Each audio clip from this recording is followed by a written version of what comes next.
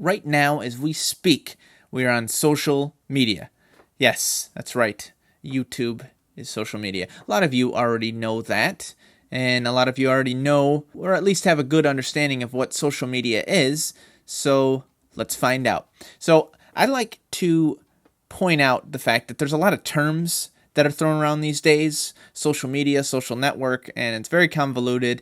And I think that we should all use the term social media network just to clear up any confusion, but it's easier to just say social network. But if you look at it, there's social networks that don't have the media aspect. Yeah, if you look at Craigslist, technically that would be a social network. So there's a lot of overlap with all these things, and it's the media part that makes it distinct, because you have another media part of it that is where you're actually exchanging digital files. So you can think of Netflix as a media website for video and Pandora as a media website for music.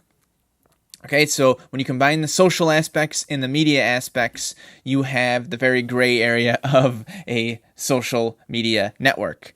Okay, and there's a lot of them, so we're going to break them down. But all of them, the main idea is to connect with others. All right, so you can have a voice, you can say things, you can say a lot of things, and you can share a lot of things, share a lot of files, share a lot of thoughts, but with that comes privacy concerns, and that's where you hear about things like big data, which I'm going to talk about in another video. But it is a good way to stay up to date with whether it's global news, local news, your friends. It's a good way to stay up to date. But there's emotional impacts with that, with people getting depressed by being on social media.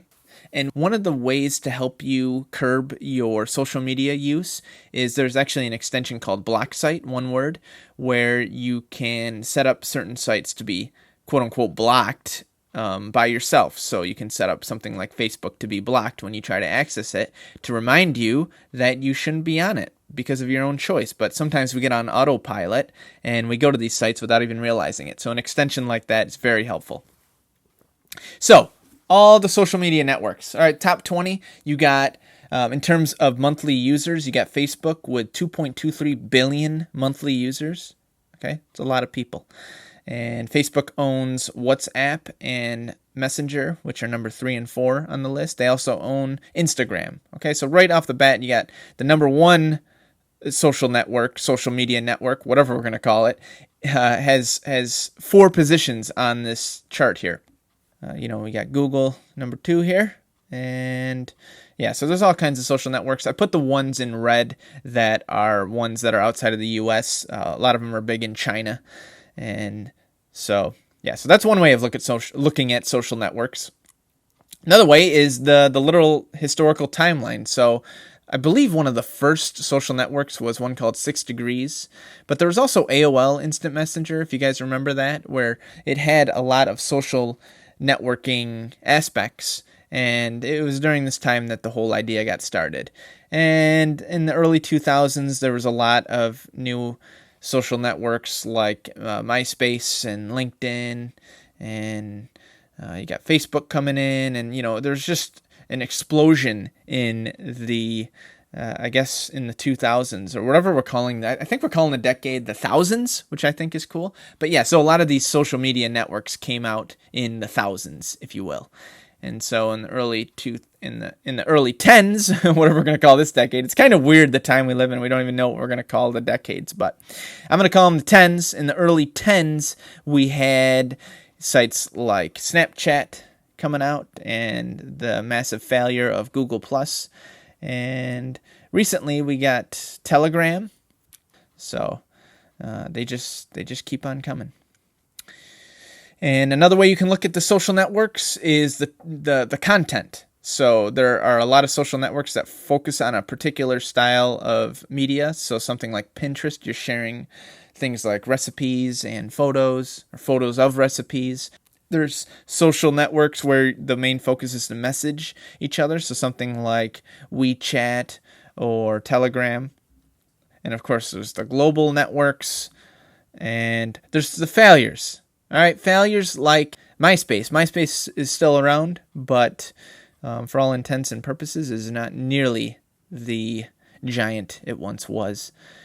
So what I'm going to do right now is break down some of the 5 more popular social networks out there: Twitter, Facebook, LinkedIn, YouTube, and Instagram.